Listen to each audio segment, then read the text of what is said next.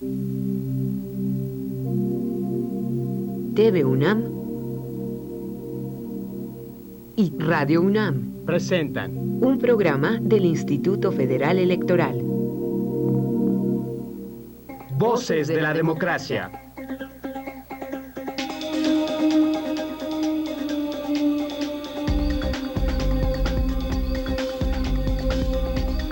Voces de la Democracia. Hola, ¿cómo están? Bienvenidos a Voces de la Democracia. Soy Marilena Cantú y es un placer acompañarles. Estos últimos programas, los más recientes de Voces, los hemos dedicado a la publicación de estos cuadernillos para el debate del Instituto Federal Electoral. Son 5 cuadernos y están dedicados al análisis de temas actuales y muy controvertidos de nuestro modelo electoral. Hoy vamos a hablar del sistema federal y los delitos electorales. ¿De qué estamos hablando? ¿Qué es una irregularidad administrativa? ¿Qué es un delito electoral? ¿En dónde entra la materia penal? ¿Cuáles son las instituciones que están involucradas y cuáles son sus ámbitos de competencia? ¿De qué conductas estamos hablando y por qué es importante? Bien, vamos a tratar de responder, y así lo haremos en los próximos minutos, todas las dudas sobre este asunto. Como siempre, vamos a abrir con nuestro reportaje. Voces de la Democracia @ife.org.mx.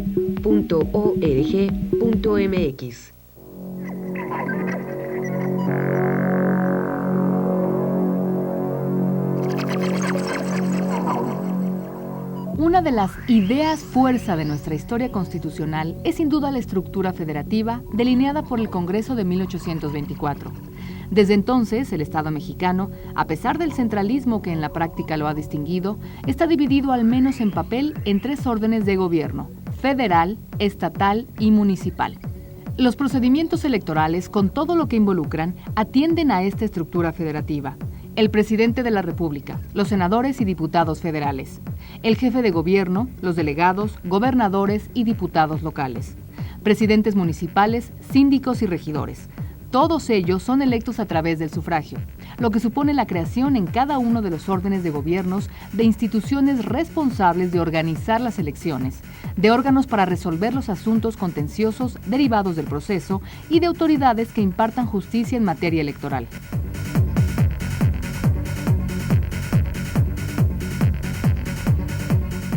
Las irregularidades derivadas del complejo proceso que supone una elección, ya sean faltas administrativas electorales simples o causales de la nulidad de la votación, ya delitos electorales tipificados, tendrán que ser atendidas por estas instancias.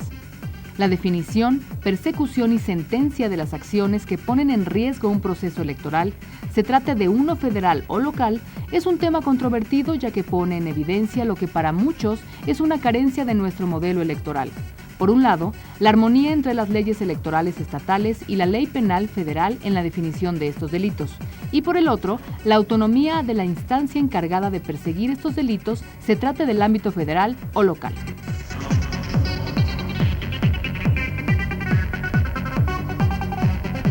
Atento a estos temas de la vida democrática de nuestro país, el Instituto Federal Electoral editó la colección de cuadernos para el debate, en la que académicos y especialistas tuvieron la ocasión de desarrollar temas controvertidos de la democracia mexicana.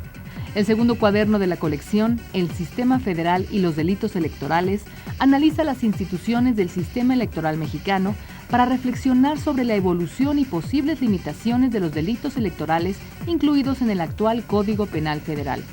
Con esta edición, el Instituto ratifica su compromiso de impulsar y difundir la cultura democrática y promover la discusión de temas controvertidos y actuales.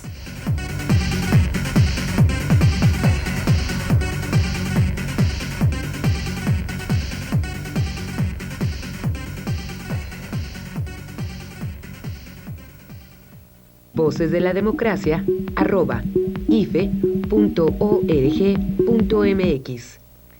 Bien, pues vamos a entrar al tema. Me da mucho gusto recibir en el estudio al maestro Javier Patiño Camarena, es investigador del Instituto de Investigaciones Jurídicas de la Universidad Nacional Autónoma de México. Maestro, gracias. Muy bien, gracias por invitarme. Virgilio Andrade, ex consejero del Instituto Federal Electoral, profesor del Departamento Académico de Derecho del Instituto Tecnológico Autónomo de México, el ITAM. Virgilio, gracias. Hola a todos, muchas gracias por la invitación, maestro, mucho gusto. Gracias, muy igualmente. Pues para entrar al tema vamos a ubicar su importancia. Voy a citar al maestro de entrada. Maestro, usted señala que la procuración de justicia en el campo electoral y los delitos electorales es un tema muy relevante porque tiene que ver nada menos con la libertad física de las personas y con la legitimación de los poderes públicos. Es decir, entendamos la importancia del tema para luego entender las razones para entrar a su análisis y debate. Maestro, la importancia del asunto. Mire usted, yo creo que la importancia de este asunto está plasmada en este ensayo que escribí que se denomina El Sistema Federal y los Delitos Electorales. Este ensayo lo escribí basándome en 3 premisas fundamentales. Una premisa metodológica, una premisa federativa y una premisa electoral. La premisa metodológica parte de la consideración de que si nosotros queremos mejorar nuestras instituciones políticas electorales, todas ellas o alguna de ellas, si nosotros queremos mejorar cualquier institución política electoral, necesitamos necesariamente conocer su origen, su evolución, su estado actual, porque esta es la condición primaria e indispensable para que nosotros podamos discernir entre lo que queramos conservar y lo que queramos abandonar. Así es. Para que podamos discernir entre aquello que queremos preservar y aquello que queremos reformar. Para que podamos discernir entre aquello que queremos conservar y aquello que queremos innovar, lo cual cada vez resulta más difícil. Si nosotros no contamos con esta visión de campo, entonces nuestros propósitos reformadores muchas veces van a naufragar, o bien en un mar propositivo indescifrable, o van a dar como resultado el que de manera recurrente y sistemática estemos descubriendo los mismos hechos. Esta es la primera de las premisas de las que partí. Otra premisa es federalista. El federalismo, yo me presento, yo me defino como constitucionalista por formación, demócrata por convicción, federalista por vocación, y de verdad es mi convicción íntima, particular, sincera, de que el gran tema en México y en el mundo en los próximos años va a ser el federalismo. Del federalismo, el federalismo es una característica que nos acompaña desde el inicio de nuestra historia constitucional. Desde la Constitución del 24. Desde 1824, una de las grandes decisiones del Congreso de ese entonces fue organizar a nuestra república naciente como un Estado federal. Esa decisión adoptada en aquel entonces fue reiterada en 1847. Confirmada en 1857 y ratificada en 1917. ¿Qué quiere decir esto? Que el federalismo a través del tiempo se ha venido a significar como una idea fuerza. Es decir, se habla de una idea fuerza cuando existen ideas que son capaces de engendrar importantes movimientos. Y el federalismo tiene esas características.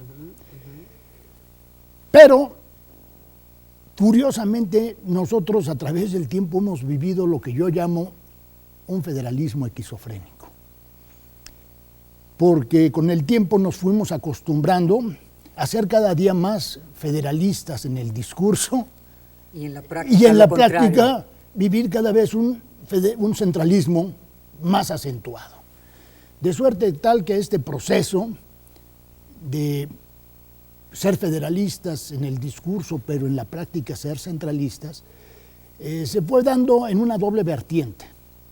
Por un lado, de los estados respecto de la federación, pero también, por otro lado, algo que frecuentemente se soslaya, de los municipios respecto de los estados. Sin embargo, desde hace 15 años, esta forma esquizofrénica de entender al federalismo entró en crisis. Entró en crisis porque se fue viendo que los rendimientos de practicar este tipo de federalismo ya no solamente había entrado en la etapa de los rendimientos decrecientes, sino en la etapa de los rendimientos negativos. De manera tal que desde hace aproximadamente 15 años se evidenció la necesidad que había que inocularle nuevo aliento, nueva fuerza, nuevo oxígeno al federalismo. Y debo decir que una de las razones fundamentales por las cuales vivimos este federalismo esquizofrénico durante muchos años derivó de algo aparentemente inocuo y algo aparentemente inocente, que era una explicación sobre el sistema federal, según la cual se decía, porque el problema está en que sabemos poco del sistema federal. Ya dije que va a ser el gran tema del siglo XXI en el mundo y en México. Del sistema federal sabemos poco y a veces lo poco que sabemos lo sabemos mal. Entonces el problema se agudiza porque durante mucho tiempo, y es algo que casi todo el mundo lo dice, ¿no? Frecuentemente se dice el sistema federal se integra con 3 niveles de poder: federación, estados, municipios. Bueno, esto que suena muy claro es el detonador de muchos gazapos, de muchos errores. Sí, porque se ve desde una visión piramidal. Desde una visión piramidal se ve, y consecuentemente, si se entiende el Estado federal como con una estructura piramidal, entonces en la parte superior está la federación, en la parte intermedia están los estados, y luego y el en la parte municipio. baja los municipios, y esto explica por qué nadie quiere estar en los municipios, ¿no? Ahora, y por qué maestro, todo el mundo quiere ser presidente. me gustaría la opinión del maestro Virgilio sobre la importancia de revisar y analizar nuestro sistema federal para entrarle luego a entender la importancia de los delitos electorales, de los ámbitos de competencia y de los derechos que se tutelan, Virgilio. Sí, claro. En primer lugar, es de destacar el valor que tiene un texto como el del maestro Javier Patiño. ¿Por qué?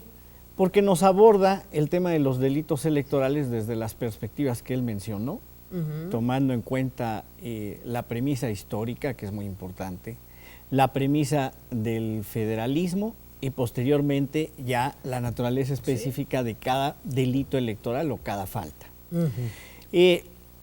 Respecto del asunto del federalismo, es importante porque coincido con el maestro Javier Patiño, este es un tema de unidad de futuro de las naciones.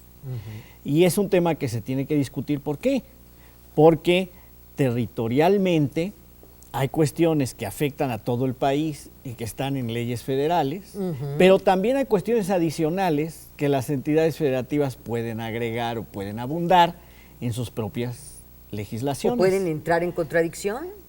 Puede haber siempre esos riesgos. Hay otras materias en donde existen ese tipo de complejidades, como la complejidad del manejo presupuestal o incluso, como hemos visto en materia de seguridad, el asunto de las policías. Hay contradicciones de ese tipo. En esta cuestión penal electoral, lo que tenemos es una base que viene desde lo federal. Exacto. Y la gran pregunta es, ¿qué tanto va a aplicar y de qué manera cuando se presentan irregularidades en las elecciones locales y en las municipales? El maestro Patiño lo decía muy bien. Olvidamos a los municipios, son nada más 2.456. Y la base, además. 2.456. En todos hay elecciones. Entonces, en ese sentido, es bien interesante cómo el maestro apunta nada más a que no se nos olvide el problema. Nos tenemos que concentrar en el estudio federal porque son los primeros delitos que tenemos a la mano y son los delitos que están presentes en las elecciones nacionales. No está debatido lo local porque esto trata de los delitos federales, pero sí es un tema que se apunta para estudio. Entonces, en ese sentido, es un tema que sí hacia el futuro tendrá que revisarse, es decir, qué es aplicable de la cuestión federal a las elecciones locales. Exacto. Y qué es lo que cada entidad federativa considera como delito local, y si se puede, también eso estaría a debate, si se puede, digamos, de una manera tan directa, que cada entidad federativa diga, aquí sí es delito y aquí sí amerita cárcel tal conducta, aunque allá no. Entonces, en ese sentido, sí entraríamos a un debate, que además entra al debate sobre la homogeneidad de las elecciones. Exacto. Tanto las federales como en las entidades federativas, en donde tienen que ser más homogéneos que en otras cuestiones, porque en 1996 se definió de una manera contundente que una cosa eran las elecciones federales y otra la de las entidades federativas, pero comparten algunos elementos, comparten el mismo padrón electoral, luego comparten incluso los mismos programas de capacitación, comparten los mismos lugares para las casillas. Entonces, en ese sentido, a lo mejor llega un momento en que compartan los delitos. Vamos a platicar del tema. Pensar en la renovación periódica de los órganos de representación, maestro, implica sendos procesos electorales en los municipios, en los estados y a nivel federal, y se cometen irregularidades. Hemos detectado en nuestro auditorio una confusión entre lo que es una irregularidad administrativa, en lo que es la diferencia está con un asunto de tipo penal, un delito. ¿Cuáles son los tipos de irregularidades que tenemos? ¿Cuáles son las autoridades, las instituciones involucradas? Con todo gusto, mire, nada más que de manera previa quisiera hacer un apuntalamiento sobre lo que señalaba Virgilio, en el sentido de que si somos un Estado federal, como él bien lo apuntaba, esto requiere en el campo electoral que en el ámbito federal, como en los ámbitos locales y en los ámbitos municipales, existan diversas instituciones. Exacto. Que tengan responsabilidades sobre la materia. ¿Qué quiere decir esto? Que en cada estado, así como existe un instituto federal responsable de organizar las elecciones federales, en cada estado deben existir institutos locales que organicen las elecciones estatales y las municipales. Pero también debe existir un órgano que sea responsable de dirimir las controversias que se planteen con motivo de las elecciones. Estatal. Un órgano estatal, que puede ser un órgano político, un órgano administrativo, un órgano autónomo, de diversa naturaleza, que muchos estados ya lo tienen y otros no, que muchos estados tienen una existencia permanente y en otros es aleatoria, ¿no? Y después, si hay un órgano que debe organizar las elecciones y hay otro órgano que debe resolver los conflictos que se susciten con motivo de las elecciones, también debe haber un órgano que atiende lo relativo a la comisión de delitos electorales locales, como lo apuntaba Virgilio. ¿Qué pasa? Los delitos electorales es algo así como el patito feo de lo electoral. Es decir, llegaron tarde al banquete. En 1990, cuando se sientan las bases de lo que actualmente es nuestra organización electoral federal, hay una reforma muy importante y en la reforma se sientan, como resultado de esa reforma en la Constitución, se sientan las bases para crear un organismo responsable de organizar las elecciones, el Instituto Federal Electoral. Se sientan las bases para crear un organismo jurisdiccional, se señaló entonces, Tribunal Electoral del Poder Judicial. que en ese momento Era fue el Tribunal Federal Electoral, y se sentaron las bases para crear un sistema de medios de impugnación. Y en 1990 es cuando se decidió precisar en el ámbito, en el Código Penal, los delitos electorales. Porque de 1931 hasta 1989, la tipificación de los delitos electorales estaba en las leyes electorales. Y no fue sino entonces cuando se decidió incorporarlos en el Código Penal. Bueno, esto es algo que quizás deba explicarlo con un poco más de detenimiento, pero lo podré hacer un poquito más adelante. Lo que sí quiero decir es que en 1990 se toma esa decisión importante de determinar que los delitos electorales se encuentren tipificados en las leyes penales, pero no se crean procuradurías, no se crean fiscalías en ese entonces, no se crea ningún organismo. Se pensó, los delitos electorales son tan fáciles que desde luego cualquier órgano de procuración de justicia está más que capacitado, está sobradamente capacitado para ocuparse de ellos. Si se ocupan de otros delitos tan importantes, ¿por qué no ocuparse de los electorales? Y consecuentemente, en el periodo que va del 90 a 94, normalmente en el ámbito federal, era la Procuraduría General de la República la que debería ocuparse de los delitos electorales. Sin embargo, sucedió que se vino un proceso electoral muy importante, que fue el proceso electoral de 1900. ¿Qué estamos? 93. 94. El proceso electoral de 94 se vino, se sucedieron, hubo muchas denuncias sobre delitos electorales y ¿sabe qué? Hasta la fecha no sabemos nada de ninguna de ellas. Se hicieron un lío en la Procuraduría. No supieron entrarle al tema. No supieron entrarle al tema porque los delitos electorales y la materia electoral tiene esa particularidad que todo parece claro, que todo parece sencillo, que todo parece diáfano y todo es endemoniadamente complicado. Entonces, en esas elecciones del 94, se presentaron denuncias, pero no se supo hacer nada y no se tiene hasta la fecha noticia de qué se hizo de nada. De esto se dieron cuenta los partidos políticos y precisamente en 1994, entonces dijeron, se nos quedó en el tintero algo, vamos a crear una procuraduría especial para atender delitos electorales. Y dijeron, no se puede, porque hay un principio de unicidad en materia de procuración de justicia, según el cual en cada ámbito debe nada más existir un órgano responsable de la procuración de justicia. Bueno, si no es una procuraduría, ¿qué puede ser? Puede ser una subprocuraduría. No, pero no nos gusta que sea una subprocuraduría, tiene que ser una subprocuraduría con más peso, rango, jerarquía. Bueno, vamos a hacer una subprocuraduría que tenga el carácter de fiscalía especializada. Entonces se creó en 1994.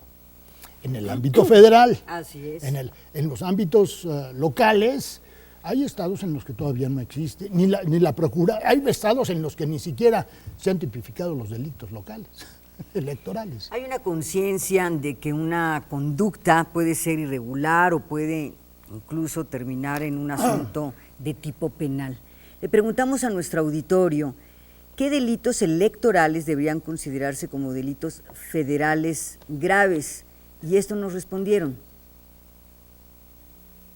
vocesdelademocracia@ife.org.mx. En relación a los compra de votos, yo creo que sí debería de considerarse un delito. O sea, no es posible que cualquiera quiera comprar votos y lo asuman como que no hubo fraude. Eso es trampa. Debería ser grave la manipulación de los votos, ¿no? Pero la forma de comprobarlo también no es tan fácil. Debería ser grave la cuestión del presupuesto, que no se exceda del presupuesto establecido para cada candidato. Creo que eso debería ser más grave. Sí, que no llevan bien a cabo las boletas, el conteo de boletas o por decir las boletas que ponen nulas, las meten a un partido o lo que sea, todo eso pues creo que sí es un delito grave. La compra de la voluntad del votante, difícil, pero la confabulación con el narcotráfico. Pago de dinero a cambio del sufragio, exceso de publicidad, o sea, publicidad no regulada. Cooptar el voto, ¿verdad? Eso es muy importante porque como somos mexicanos, todos los mexicanos tenemos derecho a escoger por quién vamos a votar, libremente. Todos los políticos cometen delitos electorales, todos deben ser graves. No hay ningún gobierno, por muy democrático que sea, que le haga bien al pueblo, porque todos aspiran al poder, entonces ya con eso, adiós. vocesdelademocracia@ife.org.mx. Virgilio Andrade, ¿qué te parecieron las respuestas de nuestro auditorio? Muy interesantes porque el sentido común es muy poderoso y eso es, la verdad, en otra dimensión, una primera ventana al conocimiento y a la cuestión técnica.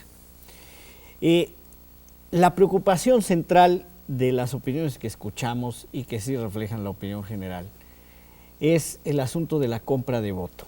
Y aquí me voy a detener porque sí es la compra de voto, está penada la compra de voto ya con cuestiones muy específicas desde 1994. Y aquí voy a especificar primero la diferencia entre una falta administrativa y un delito. Exactamente. La falta administrativa es una irregularidad que puede cometer alguna persona de las que está inmersa en el ámbito electoral o candidato, pero también que pueden cometer instituciones, partidos, gobiernos, ahora también la industria de la radio y la televisión, y cuyo castigo o cuya consecuencia o cuya sanción es siempre de carácter pecuniario. Y depende del IFE, el castigo. El IFE es la autoridad y la sanción es dinero. Y la sanción es dinero, así de sencillo. Y el ¿Persona Tribunal Electoral o institución? Revisa. Persona o institución. Okay. Esas son las dos claves. Ese es el asunto administrativo. El asunto penal es un asunto en donde se castiga a las personas por conductas que se consideran socialmente lo suficientemente graves para, a la vez de tener sanción pecuniaria, poder castigar con privación ilegal de la libertad, o sea, con cárcel. Y esa es una diferencia fundamental. Eso quiere decir que los delitos electorales son las conductas que se consideran más graves dentro del ámbito electoral. Ok. Eso es un delito electoral.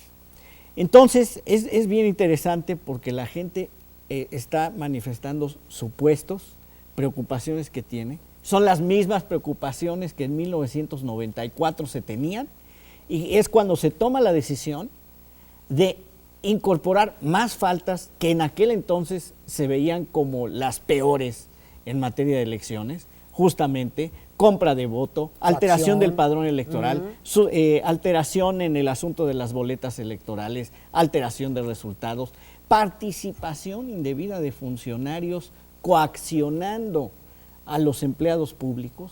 Todos esos elementos se pusieron en el catálogo del Código Penal Federal, algunos desde el 90, pero se abundó en 94 y todos se consideraron graves, que es un asunto muy importante que se estableció en el 94.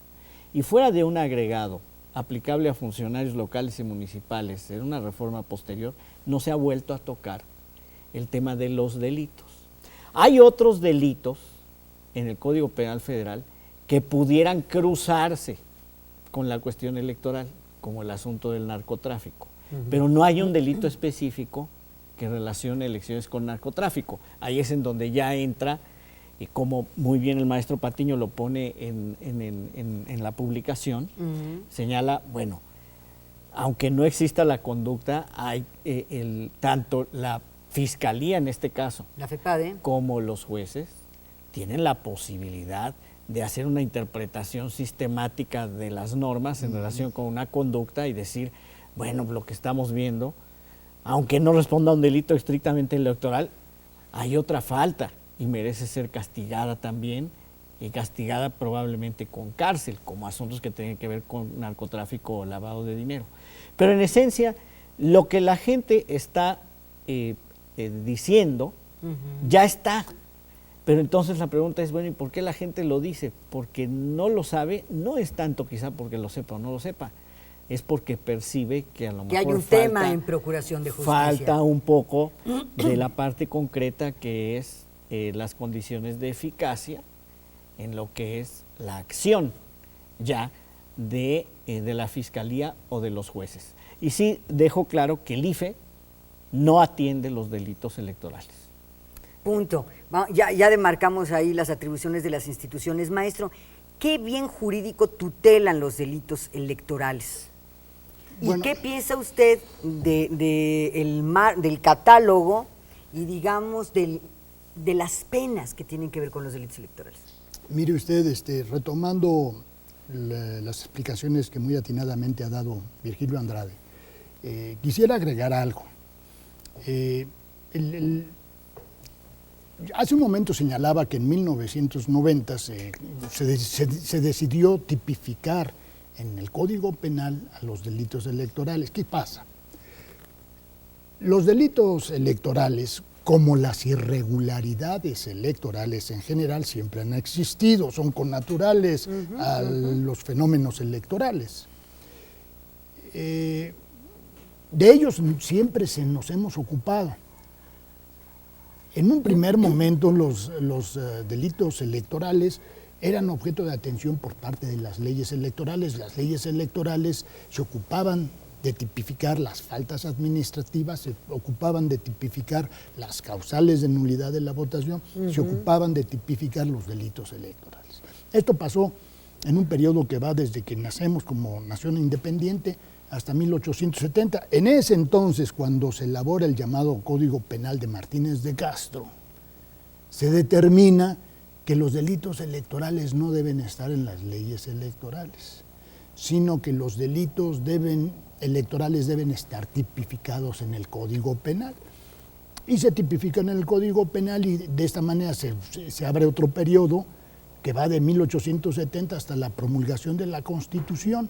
En ese entonces se adopta una tercera postura y se dice los delitos electorales deben estar tipificados tanto en las leyes electorales como en las leyes penales, y así transitamos de 1917 hasta 1929 a 1931, y la cuarta etapa se sucede en 1931 cuando se dice no, en las leyes electorales debe estar todo tipificado, las faltas, los delitos, las causales de nulidad. Y así transcurrió el tiempo de 1931 hasta 1989. Y en 1990 se dice no, los delitos electorales deben estar tipificados en las leyes penales. ¿Qué es lo que sucede? Bueno, la primera cuestión que es muy importante, para que una conducta sea delito, no necesariamente debe estar tipificado en el Código Penal. Así es. Puede estar tipificada en otros ordenamientos. Mire usted, por ejemplo, un caso que me parece que es altamente ilustrativo y que creo que es conveniente señalarlo en este momento.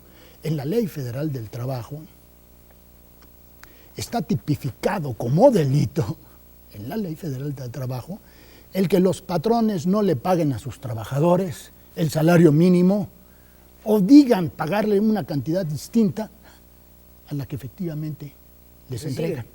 Es un delito. Está tipificado en la Ley Federal del Trabajo, pero la gente, como está en la Ley Federal del Trabajo, como que lo considera menos delito. Bueno, esto me da pie para precisamente abundar sobre algo que a mí me parece, ¿dónde deben estar tipificados los delitos electorales? ¿En las leyes electorales o en el Código Penal? Hay argumentos a favor y en contra de una postura o de otra. Yo me inclino, sobre todo por esto que es muy importante, porque México tiene un nivel de formación jurídica como sociedad muy bajo, de manera tal que no tiene muy claras las cosas. Consecuentemente, dentro de las pocas cosas que tiene clara la colectividad, la sociedad, los integrantes del grupo social en esta materia, es que lo que está tipificado en las leyes penales es más grave. Y hay que cuidarse mucho de colocarse en sus supuestos. La palabra penal así la tiene clara. Sí, eso sí. Entonces, consecuentemente, el hecho de que se tipifiquen los delitos electorales en las leyes penales tiene un efecto preventivo. Bueno, de hecho, todo el derecho tiene propósitos preventivos, pero en la materia penal se agudizan, se acentúan de manera muy clara. Es decir, en materia penal las disposiciones que lo conforman tienen por objeto obtener conductas socialmente deseables. Si en un momento dado se tipifica como delito el que se prive de la vida a una persona, bueno, pues lo que se quiere es que se respete la vida humana. Si en un momento dado se tipifica como delito el que se atente contra la propiedad privada, bueno, pues lo que se quiere es que se respete la propiedad privada. Luego, entonces, está muy claro este propósito preventivo que tienen las normas penales. Consecuentemente, yo soy muy de la opinión de que sí, por estas circunstancias es muy conveniente que los delitos electorales estén tipificados en las leyes penales, porque se le evidencia al cuerpo social, de alguna manera, de manera más clara y más evidente, la gravedad que supone incurrir o colocarse en algunos de los supuestos. Porque el digamos, atento o el bien jurídico es el derecho a votar. ¿Sería es uno de ellos. Hay muchos bienes jurídicos. Pero quizás previamente a tratar el tema del bien jurídico tutelado, algo que debo decir que es importante, es que en un proceso electoral tan complicado como el nuestro, porque nuestro proceso electoral federal es un proceso complicado por todos motivos, ¿no? Primero porque pues dura mucho, ¿no? Según se quiera ver. Pasan muchas cosas. Entre 11 y 13 meses dura el proceso electoral, ¿no? Si se parte de la idea de que el proceso electoral tiene por objeto la renovación de los integrantes de los órganos de representación política, bueno, cuando hay elecciones nada más legislativas dura 11 meses y cuando hay elecciones presidenciales pues dura 13. Sí, partimos de la idea de que el proceso concluye en el momento en que ya se logra precisamente la renovación de sus órganos. ¿Sí? Bueno, pues en ese proceso pasan muchas cosas, hay muchas irregularidades, muchas y muy variadas. ¿Y qué pasa? Entonces ya el discernimiento de clasificar esas irregularidades ya la gente no lo tiene muy claro, que es lo que escuchábamos hace un momento.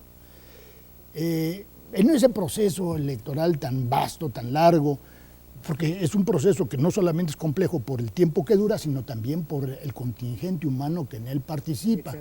En el proceso electoral federal interviene, bueno, sí, el Instituto Federal Electoral a través de su servicio profesional electoral, que grosso modo, el consejero Virginio Andrade me dirá, si estoy bien o no, debe andar ahorita por algo así como 10,000 personas, deben ser alrededor de 10,000. Sí, bueno, dice uno, pues son 10,000 personas, si son muchas, si son pocas. No, son 10,000, pero son 10,000 más algunos más. ¿Por qué? Porque la ley dice que también son funcionarios electorales o los integrantes de las mesas directivas de casilla. Y los integrantes de mesas directivas de casilla, cada casilla tiene un presidente, un secretario, 2 escrutadores y 3 suplentes, son 7. Y después se establecen 147,000 casillas, por 7 pues ya estamos cerca del 1,000,000. Pero después dice la ley, en cada casilla, cada partido político puede nombrar hasta 2 representantes. Ese es un ejército. Y entonces dice uno, ¿qué es esto? Bueno, y después, ¿qué pasa? Pues en el proceso electoral participa todo el padrón electoral. ¿Y cuánto es el padrón? 75 millones de personas. ¡Ah, caramba! Con un montón de reglas que tienen que cumplir. Y que en cualquier momento cualquiera de ellos puede cometer alguna irregularidad. O un delito electoral. Y aquí la pregunta clave que tiene que ver con las respuestas de nuestro auditorio, Virgilio, es: ¿funciona el modelo de procuración de justicia o permanece todavía esta percepción de que el que la hace no la paga? ¿Qué pasa con el tema de procuración de justicia? El punto de partida de 1994, de como dice el maestro Javier Patiño, tan solo haber puesto en el Código Penal ya habla de la importancia. Situaciones que se iban a castigar con cárcel, como la presión de los servidores públicos o compras de voto directas, permitió vivir una etapa diferente a las que se habían vivido anteriormente a 1994 en términos de elecciones. Todo ese asunto de sistematicidad en todas las etapas de ir a votar, en donde se podían presentar irregularidades en cualquier momento, se superaron con esta decisión. Nada más tan solo de saber que existía la posibilidad del castigo, que ese es un punto por el cual hay situaciones que deciden ponerse en el Código Penal. Ya lo dijo muy bien el maestro Javier Patiño. Si hay en el colectivo la conciencia de que si está en lo penal, habría una situación de castigo mucho más intenso, que ha sucedido del 94 para acá. Como muy bien dijo también una persona que opinó, en la búsqueda del poder, las estrategias van jugando a veces en el margen, y al jugar en la línea delgada puede haber situaciones muy polémicas, y en esas situaciones polémicas puede percibirse que las autoridades podrían actuar con mayor rigor o con mayor oportunidad. Pero eso es debatible también, porque otra persona lo señaló y dijo, sí, pero en un sistema de derechos se necesitan pruebas. No se puede acusar tan fácilmente a una persona, no se puede andar generando o contando una historia en donde no haya las pruebas suficientes como para castigar a una persona. Y esa es la situación en la que nos encontramos en este momento, a mi juicio. Y en ese sentido, da la impresión, como siempre se hace, cada vez que pasa una elección, sí, viene primero el debate y la revisión, y es probable que haya una revisión de los dos elementos que están presentes en lo penal electoral. Si los delitos que están apuntados, o sea, si las conductas que se castigan con cárcel son suficientes o habría que agregar otras, esa es una, o si está muy regulado y más bien hay que abrir. También ese es un debate, hay quienes dicen que los delitos se duplican con otras conductas, pero bueno, ese es un debate como que mucho más fino. En ese sentido, podríamos pensar que la primera pregunta va a ser, bueno, ¿y vamos a agregar más faltas? ¿Es necesario agregar o no? Y la segunda pregunta que seguramente se van a hacer legisladores y la administración pública es, ¿la Fiscalía de Delitos Electorales está suficientemente blindada en términos de estructura, pero también en términos de simplicidad de procesos? Porque muchas veces la eficacia tiene que ver con esas cuestiones si tiene que dientes, si tiene estructura, conforme pasan los años pueden necesitar de algún oxígeno adicional o de algún aire. Pero no debemos perder de vista una de las opiniones del público en el sentido de decir, estos temas tienen la situación fina pero importantísima de que requieren pruebas. Y es que en lo penal las pruebas tienen que ser mucho más contundentes incluso que en lo administrativo. En la parte administrativa puede haber una serie de inferencias o puede haber situaciones en donde hasta las intenciones se anticipen o el concepto de fraude a la ley o el concepto de simulación. En lo penal se puede interpretar sistémicamente, pero es tan delicada la situación porque está de por medio la libertad de una persona que no es tan sencillo imputarle la culpabilidad o el dolo a alguien y por lo tanto meterlo a la cárcel. Se necesita de un esquema de pruebas y ahí también habría que ir trabajando con el tiempo. De eso se trata el programa. ¿Cuáles son las preguntas que debemos hacernos y qué es lo que debe permanecer, qué debe cambiar, qué debe innovarse? Vamos a escuchar ahora a los universitarios. Pros y contras de la autonomía estatal en materia electoral. Y esto nos respondieron. Voces de la Democracia, @ife.org.mx. Son autónomos en tanto respeten la materia federal. Digo, porque también sí tienen sus procedimientos y demás, pero yo creo que juega mucho la política, en que los estados se dejan llevar por las personas y no creo que respeten mucho las instituciones. Y yo creo que uno de los pros, más que nada, sería que la gente supiera qué es lo que necesita. Porque cuando se es local, digo, sí se sabe lo que se requiere, lo que se necesita. Yo no creo que un gobierno federal pudiera atender tantos estados, porque además somos muchos. Entonces yo creo que por eso sería uno de los beneficios el que sea individualizado. No hay una autonomía total para cada uno de los estados en aspecto electoral, dado que hay instituciones que no van a permitir que una persona tome una libertad con responsabilidad. Pues que cada estado puede elegir a sus representantes locales de acuerdo a las leyes y de acuerdo a lo que ellos puedan señalar y los contras me imagino que sería que se vuelven ahorita casi los gobernadores unos caciques, podría así decirlo, sobre todo en algunos casos, y en donde no están supervisados por un órgano externo. Tendrían que ser autónomos en teoría. Habría que ver si estos institutos estatales electorales tienen la capacidad logística suficiente como para organizar elecciones a nivel de los estados. Yo le veo más pros porque prácticamente se va a atender a la situación que se encuentra en cada estado. Yo no le veo ningún punto desfavorable. El pro de ser autónomo en materia electoral es que el propio pueblo, a través de su artículo 41 constitucional, puede elegir a sus gobernantes libremente.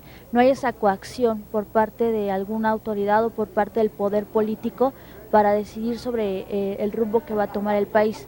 Ese es el beneficio. Bueno, yo le veo más beneficio que perjuicio, ¿no?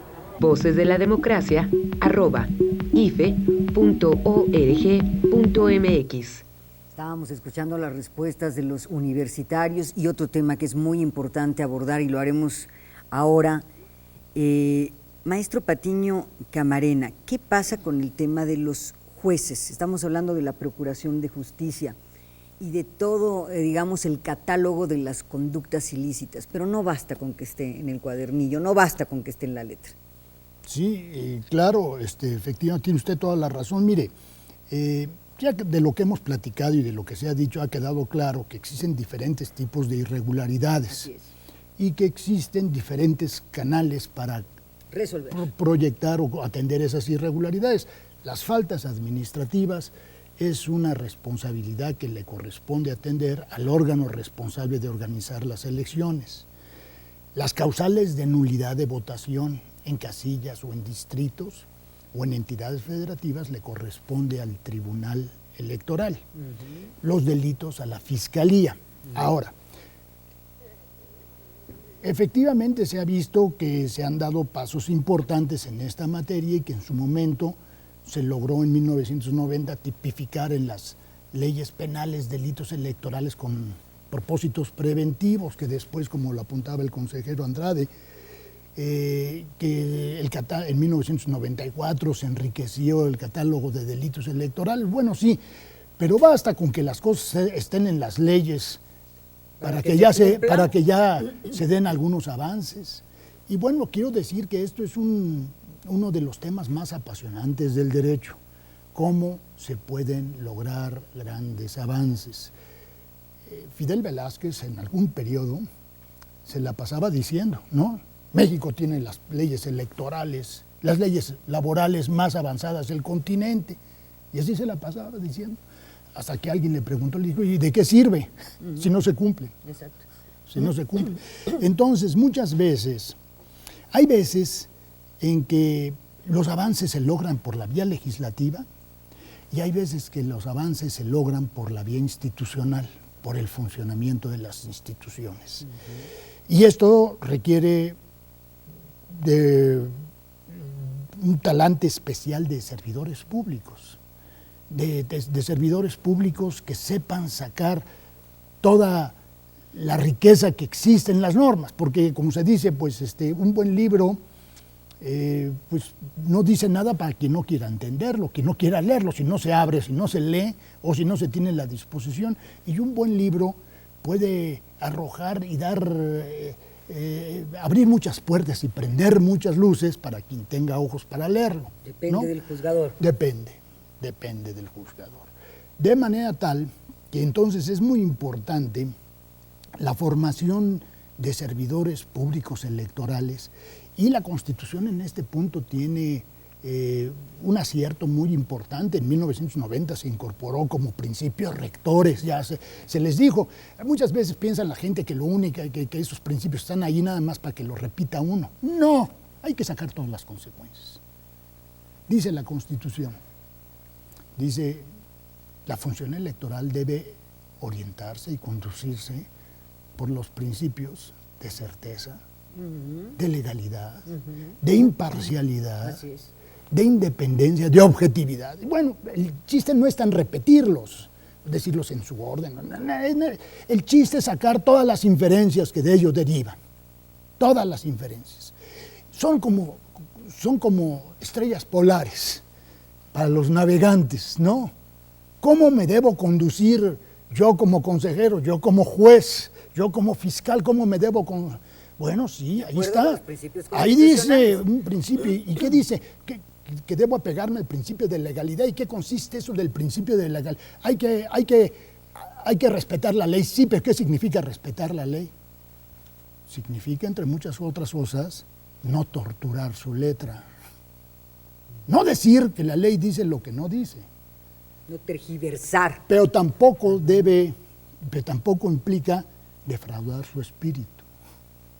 Defraudar su espíritu. Montesquieu, que era un hombre que sabía de leyes y un hombre que le brindó a la posteridad grandes beneficios, que sabía de esto, entre más gritó su verdad, menos lo escucharon.